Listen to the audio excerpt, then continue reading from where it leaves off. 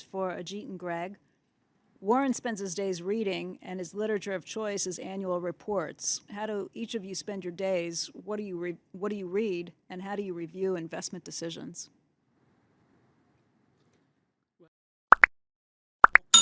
In my job, I spend a lot of my time reading deals that brokers and people send us, reading what they're proposing, trying to analyze them, having a point of view, whether it is something that is of interest to us or not. I might add, I do not spend a lot of time reading annual reports because I'm not in the stock picking business per se.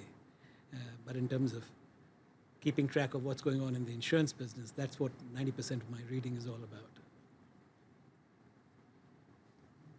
Greg? Yeah.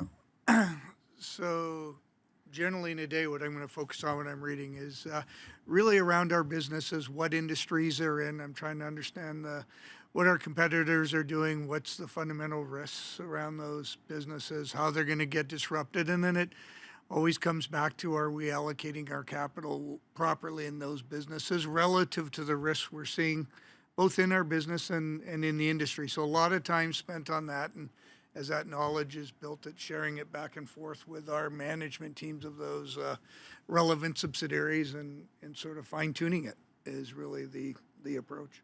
Both of these fellows can absorb information to an extraordinary degree. I mean, they have, and for one thing, they're terribly interested in it. I mean, and it's theirs.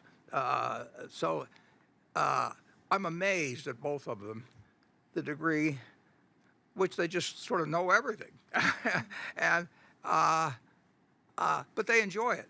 I mean, they're not thinking about whether they'll get the next job that opens up at some huge place or anything like that. Nobody leaves us, basically the ones we want, but you really got to kind of be in love with your business, and that makes a huge difference, and that means that we've got to have the conditions that allow that love to flourish, and it wouldn't flourish with many organizations.